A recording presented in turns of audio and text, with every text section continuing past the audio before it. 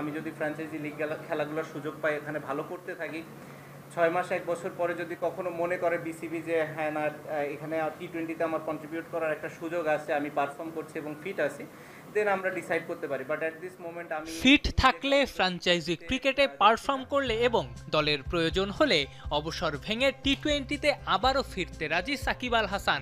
বর্তমান বাস্তবতায় এই তিনটা শর্তই সাকিবের সাথে মিলে যায়। তিনি ফিট আছেন, ফ্র্যাঞ্চাইজি ক্রিকেটে পারফর্মও করছেন। টানা ব্যর্থতায় দলেরও তাকে প্রয়োজন। তবে নানা বাস্তবতায় বাংলাদেশ ক্রিকেটে সাকিবের ভবিষ্যৎ আদৌ আছে কি? কোর্স আপনি তো প্লেয়ারই খুঁজে পাচ্ছেন না কোয়ালিটি। আপনি যদি 10টা প্লেয়ার নাম বলি বাংলাদেশ টিমে, এখনও তাদেরকে ছোট করছি না, তারা কিন্তু গত 9-10 বছর যাওয়া বাংলাদেশ টিমে খেলছে, তারা এখন পর্যন্ত স্টাবলিশ হতে পারেনি। আসা যাওয়ার মধ্যে তাদের যে চ্যাম্পিয়ন প্লেয়ার বাংলাদেশ টিমের, ওনাকে নিয়ে চরম সমালোচনা হচ্ছে।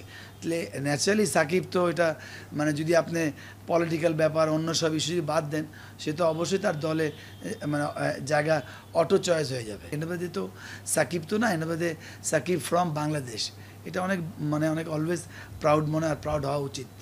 শেষবার বাংলাদেশ কোনো ওয়ানডে সিরিজ জিতেছে 1 বছরেরও বেশি সময় আগে। আগের 2টা টি20 সিরিজ হেরেছে শ্রীলঙ্কায়ও, হেরেছে প্রথম টি20। জিততেই যেন ভুলে গেছে টাইগাররা। মিডল ওভার্সে উইকেট টেকার নাই, মিডল অর্ডারে রানও আসছে না। স্বাভাবিকভাবেই সবাই মিস করছে এক সময়ের বিশ্বসেরা অলরাউন্ডারকে। আপনি যখন এরকম চ্যাম্পিয়ন প্লেয়ার, আপনি যখন দল ভালো করে তখন তার কন্ট্রিবিউট ছিল, দল যখন হয়তো উনি ছিলেন না তখন ভালো করেছেন, এটাও নিয়ে প্রাউড করে সাকিব ছাড়া আমরা ভালো করেছি। আমি মনে করি অবশ্যই বাংলাদেশ টিম তো হয়তো উনি লম্বা সময় খেলবেন না, ফর দ্য টাইম মিন যদি যে অবস্থা, অবশ্যই ওনার মানে অপরচুনিটি বা উনি সুযোগ পেলে ওটা টপ লেভেলে উনি পারফর্ম করবেন আমার বিশ্বাস। অসাধারণ অলরাউন্ডিং পারফরমেন্স দিয়ে গ্লোবাল সুপার লিগের দ্বিতীয় আসর শুরু করেছেন সাকিব। ব্যাট হাতে 58 রানে অপরাজিত ছিলেন, পরে বোলিংয়েও 13 রানে নিয়েছেন 4 উইকেট। সেটাও এমন একদিনে যেদিন লঙ্কানদের কাছে স্রেফ উড়ে গেছে বাংলাদেশ দল। তাই নতুন করে আবারও আলোচনায় সাকিবের জাতীয় দল ভাগ্য।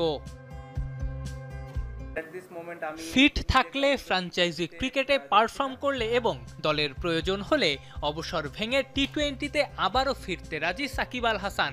বর্তমান বাস্তবতায় এই তিনটা শর্তই সাকিবের সাথে মিলে যায়। তিনি ফিট আছেন, ফ্র্যাঞ্চাইজি ক্রিকেটে পারফর্মও করছেন। টানা ব্যর্থতায় দলেরও তাকে প্রয়োজন। তবে নানা বাস্তবতায় বাংলাদেশ ক্রিকেটে সাকিবের ভবিষ্যৎ আদৌ আছে কি?